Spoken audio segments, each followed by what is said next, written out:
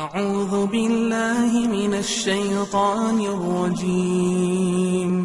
بسم الله الرحمن الرحيم.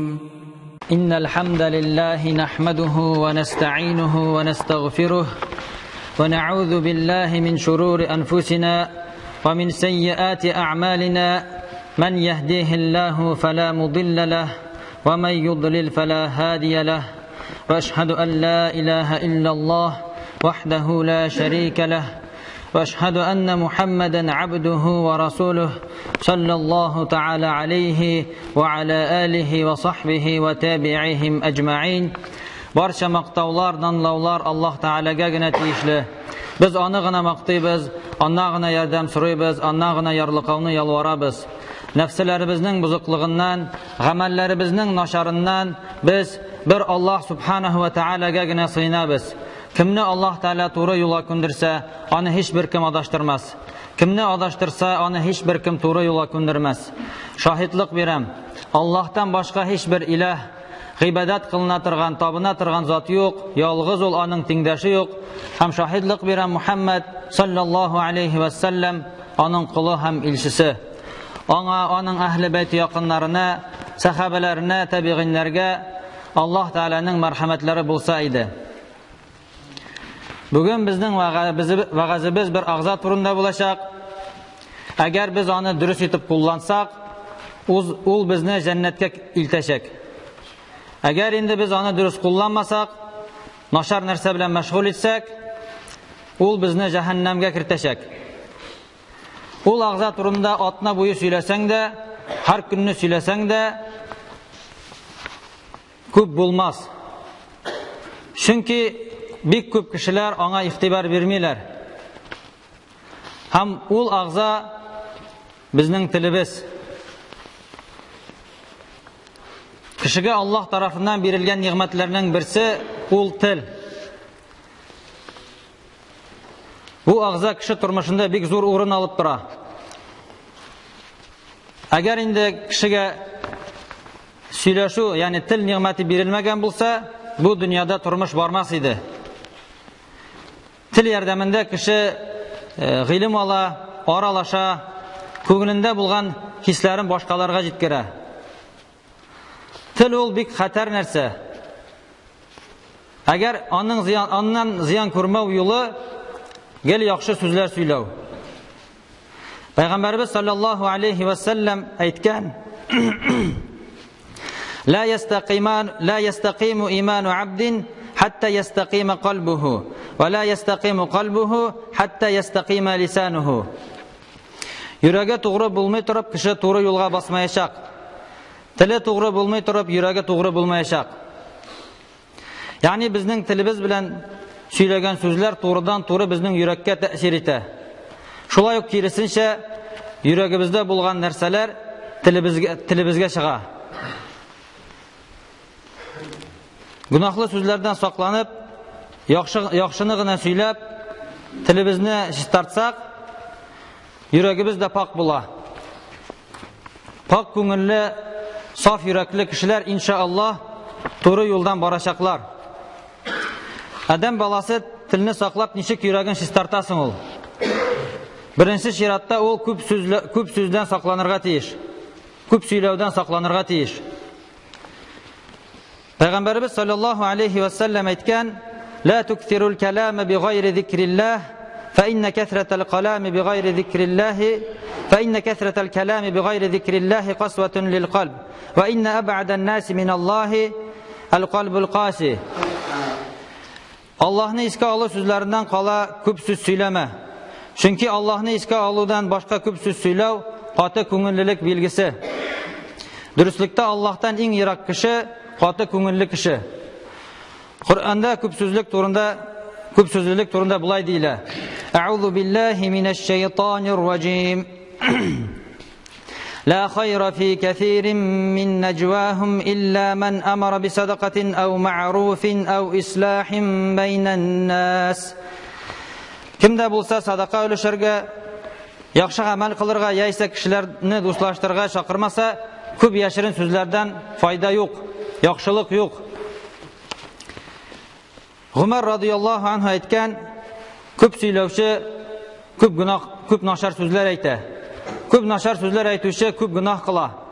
Ko'p гынаһ кылучының ko'p гынаһ кылучыга иң кулай урын җәһәннәм уты. Бу аят һәм хадисләрдән шушыны аңларга була. Аллаһ Тааланы искә алмый торган садака бирергә, яхшылыкка һәм кешеләрне арасын дуслаштырырга чакырмый торган сүзләрдән сакланырга кирәк икәнлеге. Телне саклап, йөрәкне чиста тотуның икенче юлы әдәпсез сүзләр сөйләүдән һәм сүгенүдән саклану. Сүгенү шелтәгә лаек һәм харам эш санала. Пәйгамбәрбез саллаллаһу алейхи ва саллям әйткән: "Ва iyyakum wal fuhsha fa inna Allah la yuhibbul fuhsha wa la tafahhusha." Bir кайчан да әдәпсез нәрсәләр эшләмәгез. Чөнки Аллаһ Таала әдәпсезлекне дә һәм аңа омтылуны да яратмый. Шулай ук Пәйгамбәрбез саллаллаһу алейхи ва саллям булай дигән: "Лайсал муъмину бит-таган, лайсал муъмину бит-та'ани вал-лa'ан вал-фахиш вал-бад'i." Мөмин башка кешене хурламый, лагънат укымый, әдәпсез эшләр эшләми һәм сүгенми. Җирәнгеч нәрсәне ашыктан-ашык тасвирлау әдәпсезлек була. Әдәпсез сүзләр кемне дә булса рәнҗетү теләге белән яисә гадәт белән әйтелә. Безгә булардан сакланырга кирәк. Телне саклап, йөрәкне чиста тотуның 3нче юлы мәсхәрәләүдән, мыскыл итүдән саклану. Булар икесе дә харам эш санала. Аллаһ Таала Куръанда әйтә: "Я айюхаллазина аману ла ясхар каумун мин каумин аса ан якуну хайран минхум ва ла нисаун мин нисаин аса ан якунна хайран минхун." Эй иман китергән бәндәләр, бер ират икенче ираттан мәсхәрәләп көлмәсен. Бәлки алар тегеләрдән яхшырактыр. Хатын-кызлар да хатын-кызлардан көлмәсеннәр. Бәлки алар тегеләрдән яхшырактыр. Мыскыл итү дигәндә без икенче кешегә карата нәфрәтне, кимсетүне, төрле билгеләр белән аның кимчелекләрен күрсәтүне аңлыйбыз. Аның нигезендә инде башкалардан көлү теләге ята. Безгә булардан ерак булырга кирәк.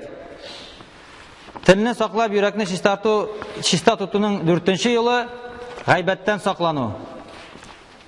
Пәйгамбәрбез саллаллаһу алейхи ва саллям гайбәтнең нәрсә икәнен аңлатып әйткән: "Ал-гыйбату зикрука ахака бима якрах." Гайбәт ул кардәшеңне аңа ошамаслык итеп искә алуың диде. Ягъни гайбәт ул мусульман кардәшеңне тән кимчелеген яки килеп чыгышы, холкы, гамәлләре, сүзләре, дини һәм дөньяви эшләре, киеме, хәрәкәт итүе һәм башка шундый нәрсәләре турында аңа ошамаслык итеп сөйләү. Аллаһ Таала үзенең китабында гайбәт сөйләүчене шелтәгә дучар иткән, кеше турында начар сүз сөйләүчене мәйет ашаучыга тиңләгән. Аллаһ Таала әйткән: "Ва ла ягтаб бa'дукум бa'да, ayuhibbu ahadukum an ya'kula lahma akhihi maytan fakarihtumūh." Bir-birigizning гайбәтен сөйләмәгез. Берәрегез үзенең вафат булган кардәшенең итен ашарга телиме? Сез моннан җиренәсез. Бу аятта Аллаһ Таала гайбәтне мәйтнең итен ашау белән чагыштыра. Кешенең итен ашау ул үзеннән үзе җирәнгеч. Инде сасыган, ширегән, кортлар белән тулган кардәшенең итен рәхәтләнеп ашау нинди җирәнгеч гамәлсен ул. Бу гамәлне эшләүче кешедән аңлашыла инде. Бу аның нинди бузык күңелле, явыз йөрәкле һәм түбән әхлаклы аңлашыла. Имам Муслимда Абу Хурайра радıyallahu anhudan китерелә, Пәйгамбәрбез саллаллаһу алейхи ва саллям әйткән: "Куллул муслими алал муслими харамун, дамуху ва малуху ва ирдуху." Һәр бер мусульманның гомере, малы һәм намусы икенче мусульманга харам. Сүз йөртү кешенең намусына кагыла. Әгәр телебезне начар гадәтләреннән арындырмасак, яхшыны гына сөйләмәсәк, biz Аллаһ Тәгаләнең кушканнарын үтәмәгән һәм тыелганнарыннан тыелмаган булабыз. Пәйгамбәрбез саллаллаһу алейхи ва саллям телне саклау турында бер насихатында булай дип әйткән: "Ман кана ю'мину биллаһи вал яумил ахир, фальякул хайран ау лиясмут." Кем Аллаһка һәм кыямәт көненә ышанды икән, яхшыны сөйләсен яки дәшмәсен дигән. Барлык әхлакый кимчелекләр гыйлем һәм гамәл ярдәмендә бетерелә. Яманлыктан тулысынча арыныр өчен күңелебезне гөнаһлардан чистартырга, пакларга кирәк. Кеше беренче чиратта башкалар турында начар сүз сөйләсә, үзенә Аллаһ Тәгаләнең газабы төшәчәген уйларга тиеш. Һәм кеше үз турында уйлану да файда китерергә мөмкин. Чөнки кеше үзендә кимчелек тапса, ул аның белән мәшгуль булачак. Инде ул үзендә кимчелек юк дип уйласа, ул үзен начар белүен аңлата. Нык иманга ия булган кеше бер кайчан да башка кешеләр турында начар сөйләмәс.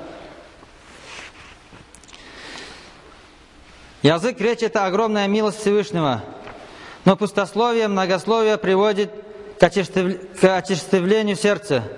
А такое сердце самое далекое от Аллаха, как сказано в хадисе. Пророк, саллаллаху алейхи вассалям, который является для нас примером, сказал: верующий не поносит, не проклинает своим языком, не сквернословит и не совершает плохих поступков. Также верующим не свойственно насмехаться над другими, не рассказывать про других гайбат, сплетни, потому что он знает, что жизнь мусульманина, его имущество и честь являются неприкосновенными. Мусульманин говорит благое или молчит. بارك الله لنا ولكم في القرآن العظيم ونفعنا وإياكم بالآيات والذكر الحكيم إنه هو السميع الدعاء.